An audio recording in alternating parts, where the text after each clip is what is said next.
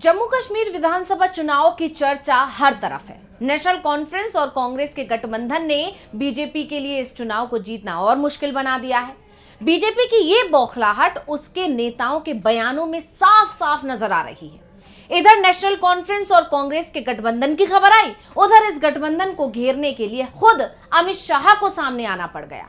लेकिन कांग्रेस को घेरने में लगी बीजेपी उल्टा खुद ही घिरती नजर आ रही है। आखिर कैसे, इसी पर हम अपनी रिपोर्ट में चर्चा करेंगे। नमस्कार, मैं हूं अंशिता। तो जम्मू कश्मीर विधानसभा चुनाव की तैयारियों में सभी दल लग चुके हैं। उम्मीदवारों के नाम तक तय हो रहे हैं। बीजेपी जानती है कि कश्मीर में उसकी स्थिति बेहद कमजोर है। लोकसभा चुनाव में भी यही देखने को मिला था, जब बीजेपी ने कश्मीर रीजन की 3 सीटों में से एक पर भी उम्मीदवार नहीं उतारा था। और जानकार दावा कर रहे हैं कि विधानसभा चुनाव में भी बीजेपी घाटी में कोई उम्मीदवार नहीं उतारेगी। यानी बीजेपी पहले ही जानती है कि वो घाटी में कमजोर है और जम्मू कश्मीर जीतना उसके लिए मुश्किल ही नहीं, नामुमकिन है। इसलिए वो कांग्रेस और नेशनल कॉन्फ्रेंस के खिलाफ माहौल बनाकर अपना फायदा करना चाहती है। और इसकी शुरुआत हुई है केंद्रीय गृह मंत्री अमित शाह के एक लंबे चौड़े पोस्ट से, जिसमें उन्होंने नेशनल कॉन्फ्रेंस पर गंभीर आरोप तो लगाए, साथ ही कांग्रेस से सवाल भी पूछ लिए। उन्होंने लिखा कि सत्ता के लालच में बार बार देश की एकता और सुरक्षा के साथ खेलने वाली कांग्रेस पार्टी ने जम्मू कश्मीर चुनाव में अब्दुल्ला परिवार की नेशनल कॉन्फ्रेंस के साथ गठबंधन करके फिर से अपने मंसूबों को देश के सामने रखा है। अब अमित शाह ने क्या सवाल पूछे हैं, ये तो आप सभी जानते हैं। सोशल मीडिया से लेकर तमाम मीडिया चैनल पर यह खबर छाई हुई है, इसलिए उसके बारे में हम यहाँ बात नहीं करेंगे, बल्कि हम बात करेंगे उन सवालों के बारे में जो अमित शाह के ट्वीट के बाद खड़े हुए हैं कि कैसे कांग्रेस को घेरते घेरते बीजेपी खुद घिर गई है। कांग्रेस को घेरने के लिए अमित शाह के ट्वीट के बाद बीजेपी ने देश भर में प्रेस कॉन्फ्रेंस करने का ऐलान कर दिया और दूसरे दिन पार्टी के तमाम सीएम, डिप्टी सीएम और प्रदेश अध्यक्ष अपने अपने प्रदेशों में मीडिया के जरिए कांग्रेस पर सियासी हमला करते हुए नजर भी आए। यूपी में सीएम योगी आदित्यनाथ, असम में सीएम हिमंता बिस्वा शर्मा, महाराष्ट्र में देवेंद्र फडणवीस, बिहार में सम्राट चौधरी ने कांग्रेस से वो ही सवाल पूछे जो अमित शाह ने ठीक एक दिन पहले पूछे थे। तो अब आप कहेंगे कि ऐसा करके बीजेपी कहां घिर रही है, वो तो कांग्रेस को घेर रही है। लेकिन ऐसा नहीं है, तो आखिर क्यों, चलिए आपको समझाते हैं। अमित शाह ने जो ट्वीट किया था उससे एक बात तो साफ हो गई थी कि बीजेपी सिर्फ आर्टिकल 370 के मुद्दे पर ही कांग्रेस को घेरने की कोशिश कर रही है, क्योंकि उन्होंने राहुल गांधी से पूछा था कि क्या राहुल गांधी और कांग्रेस पार्टी अनुच्छेद 370 और अनुच्छेद 35A को वापस लाकर जम्मू कश्मीर को फिर से अशांति और आतंकवाद के युग में धकेलने के नेशनल कॉन्फ्रेंस के निर्णय का समर्थन करती है। अब जाहिर है यही सवाल बीजेपी के दूसरे नेताओं ने भी पूछे।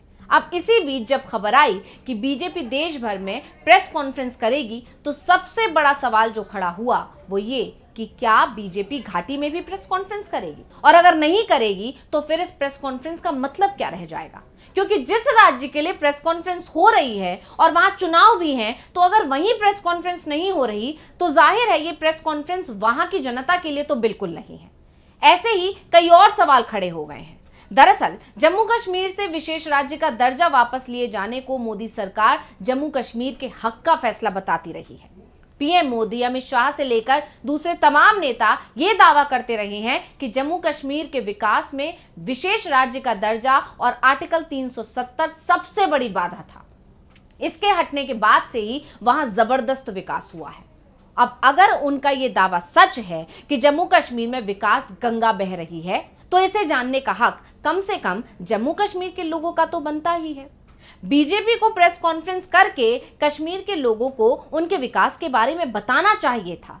कश्मीर की बात वो देश के दूसरे हिस्से में कर रही है, लेकिन कश्मीरियों को ही नहीं बता रही है। ऐसे में ये सवाल तो उठता है कि आखिर बीजेपी कश्मीर में प्रेस कॉन्फ्रेंस करने से क्यों बचती है।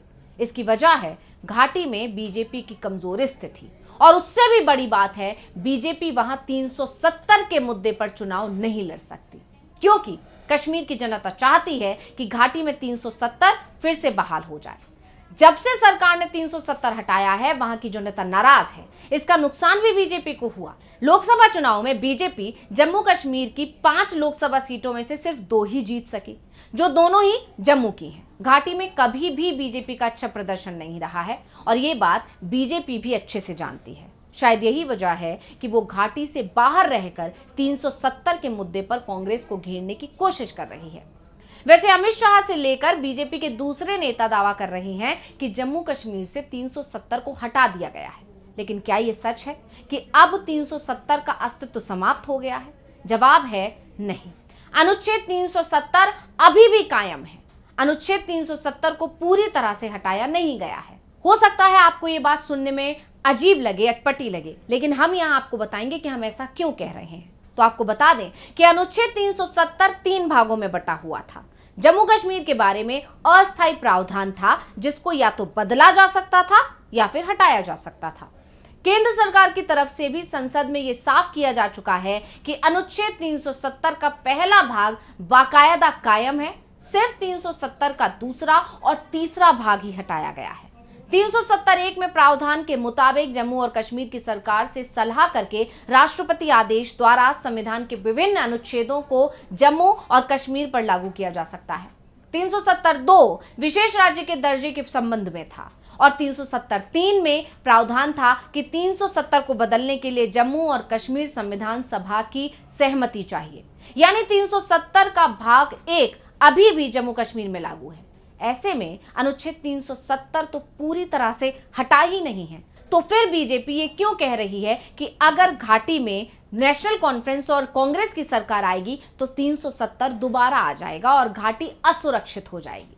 वहीं वापस आते हैं अपने मुद्दे पर, और राजनीति के जानकार तो ये भी दावा कर रहे हैं कि बीजेपी का फोकस तो घाटी में जीतना है ही नहीं, बल्कि उसका फोकस सिर्फ जम्मू और दूसरे राज्यों पर है।